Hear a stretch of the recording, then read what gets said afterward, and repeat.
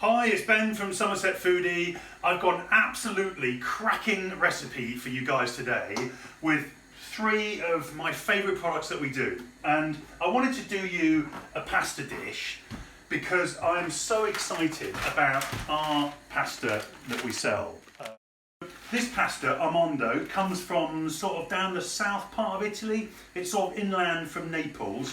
And they've got really amazing links with all the farmers that they work with that grow the Durham wheat, and they use a bronze dye, which means that it takes a little bit longer. You can't push the pasta through the dye so quickly, but what you get this really rough texture on the pasta.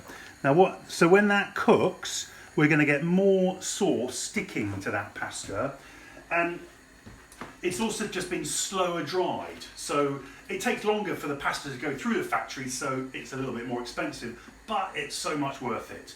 So we're going to do a little really simple recipe with pasta, with pesto, and a little bit of pecorino and some green beans.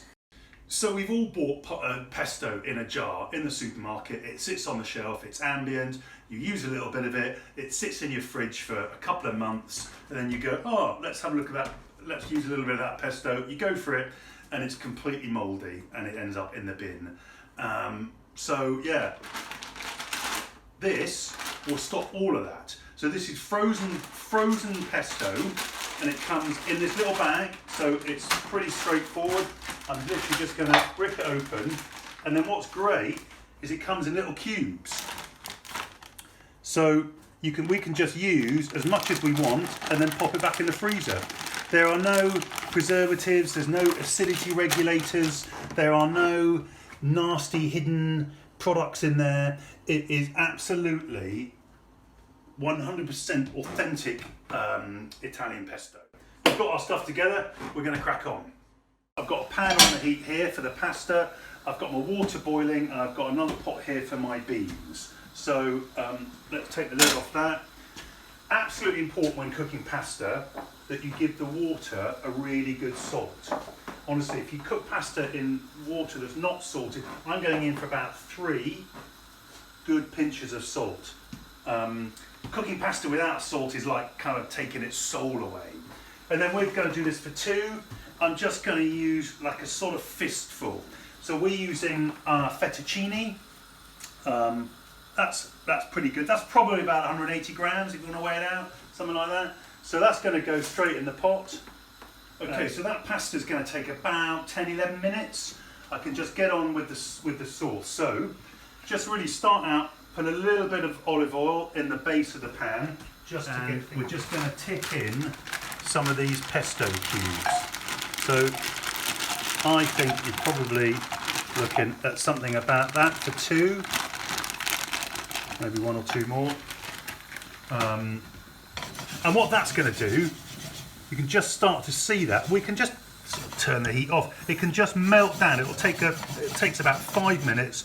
You can just start seeing that, and the smell of that basil is already unbelievable. Okay, so the pasta's been in for about 4 or 5 minutes. The pesto's melting down nicely. I've got my water on for my beans. So this is a great recipe at this time of year because lots of people who grow French beans in the garden will be having a glut of these right now. I'm going to cut these in half, and then again a little bit of salt in the water.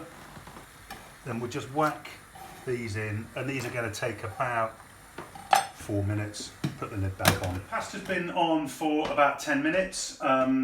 Just need to check it. You just want that lovely bite, and that's what you get in this pasta. You get such a great bite. So that's going to go straight in to the pesto that's sat in there, and we can stir that around. I've also drained the beans off. So in go the cooked beans. Now this is a kind of slightly bastardized classic Ligurian recipe. I should be putting potato in here to make it true to that classic recipe, but we didn't have any potato, so no potato. And that's pretty much all we have to do. Okay, so we're just gonna get this pasta onto this plate. Okay. Get some of these beans on here. And then this pecorino, which I have to say to you, I keep banging on about this, is an absolute must. With a final little drizzle of oil. And there we go, folks. That is our pasta, our fettuccine with basil pesto and green beans and pecorino. Absolutely heavenly. See you next time.